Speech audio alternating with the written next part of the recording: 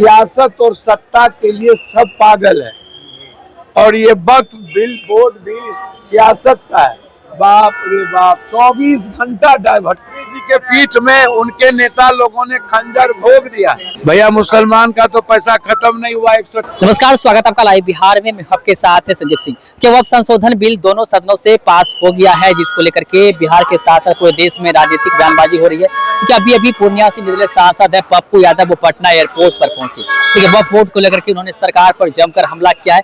वहीं देखिए बिहार में जिस प्रकार से सीएम फेस को लेकर के कई तरह की चर्चाएं हो रही है।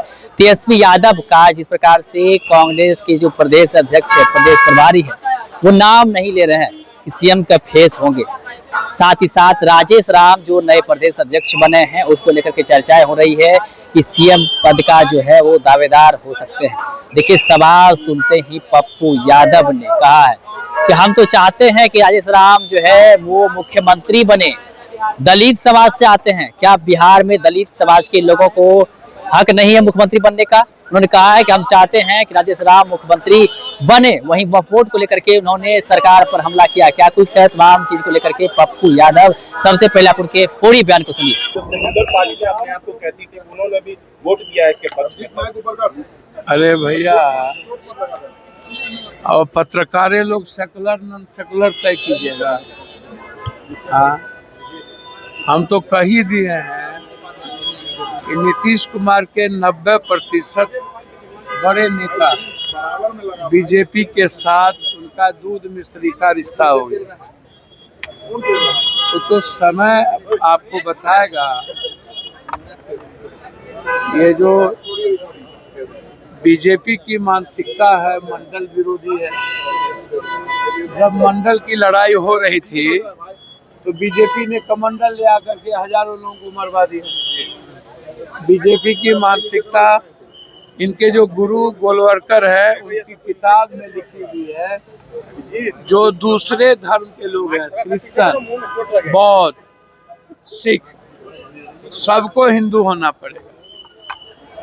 सबसे पहले क्रिश्चियन पर इन्होंने हमला किया, उनके धर्मांध पर।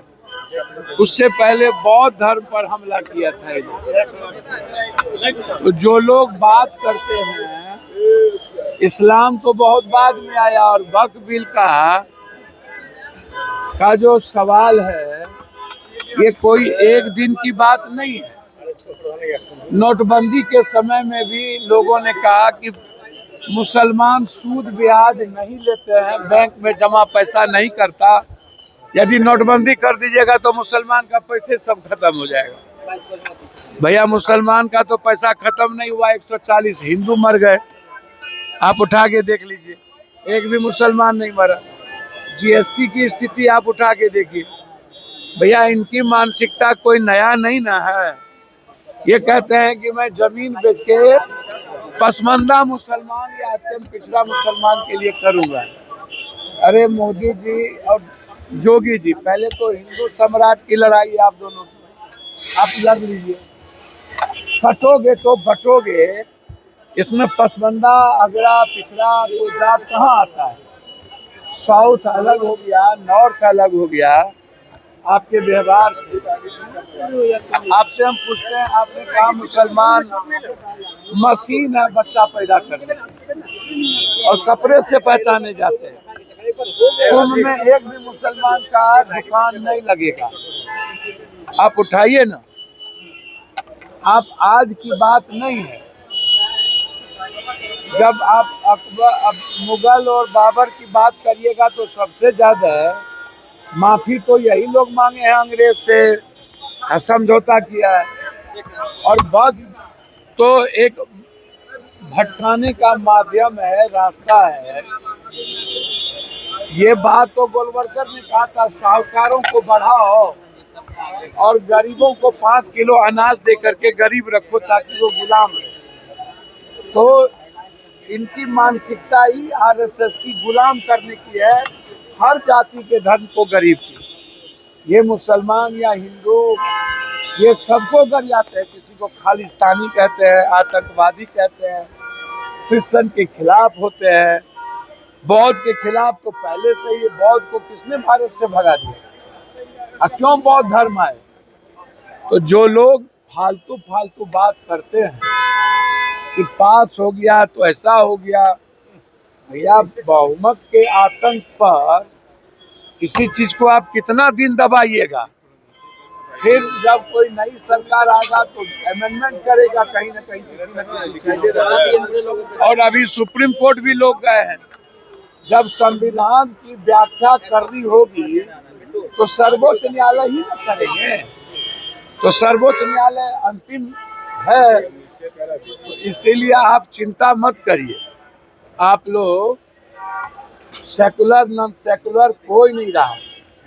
सियासत और सत्ता के लिए सब पागल है, और ये वक्फ बिल बोर्ड भी सियासत का है।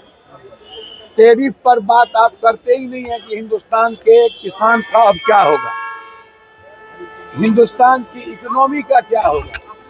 छोटा छोटा देश टैरिफ के खिलाफ ट्रम्प के को चुनौती दे दिया, और हमारा देश चुपचाप मौन बैठा हुआ है। हम चीन की बात करते ही नहीं कि चीन में जमीन हमारा लिया जा रहा है, क्या होगा। हम बात करते ही नहीं है कि पूजा का सामान महंगा हो गया और फल सब्जी उस पर, कि पूजा जब आता है तो सामान महंगा क्यों हो जाता है, पूजा करने वाला बर्तन महंगा क्यों हो जाता है। हम इस पर बात ही नहीं करते हैं।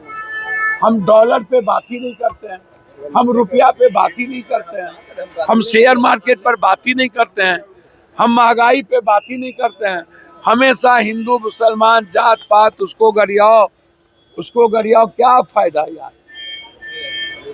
एकदम हिंदुस्तान बेरोजगारी के लिए बात होनी चाहिए, गरीबी के लिए बात होनी चाहिए। ये आप लोग, अच्छा आप लोग जानते हो वक्फ को? क्या जानते हो वक्फ? हाँ, वक्फ जमीन किसकी थी या किसकी नहीं थी। जिस किसी ने भी जमीन दान दिया, और वो किसी मुसलमान के नाम से नहीं है, वो किसी अल्लाह ईश्वर के नाम से मंदिर मस्जिद गुरुद्वारा कब्रिस्तान शमशान हो गया। और वो जमीन अब क्या कहते हैं ये लोग कि तकदीर बदलेगी, उम्मीद बढ़ेगा। मतलब पहले था मोदी है तो मुमकिन है, अब वक्त पे जमीन से ही मुमकिन है, मोदी से मुमकिन नहीं है। मोदी जी ने कहा था 15 लाख रुपया, वो भी गायब। नोटबंदी, वो भी गायब। जाली नोट, वो भी गायब। जीएसटी, वो भी गायब। भैया मोदी जी का याद करिए ना, पाकिस्तान खत्म कर देंगे, वो भी गायब।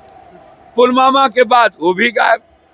कब्रिस्तान, शमशान, ईद, बकरीद, जिन्ना, पाकिस्तान, एनआरसी, तलाक, वक्त, बाप रे बाप, 24 घंटा डाइवर्ट, कोई फायदा नहीं है, कोई फायदा।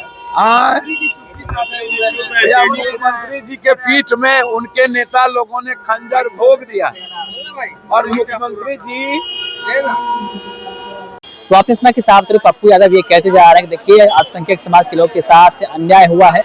वहीं देखिए राजेश राम को लेकर के उन्होंने बड़ा बयान दिया, कहा है कि राजेश राम हम चाहते हैं बिहार का मुख्यमंत्री बने। देखिए तेजस्वी यादव पर सीधा सीधा हमला किए हैं पप्पू यादव। और देखिए महागठबंधन का चेहरा राजेश राम को बता दिए हैं सीएम पद के जो दावेदार है, उम्मीदवार है, उन्होंने राजेश राम को बताया है और उनका हम इनका समर्थन करते हैं। क्या कुछ तमाम चीज को लेकर के पप्पू यादव आपने सुना है। आप भी प्रतिक्रिया हमें कमेंट में दे सकते हैं। लाइव बिहार आप सभी का बहुत बहुत धन्यवाद।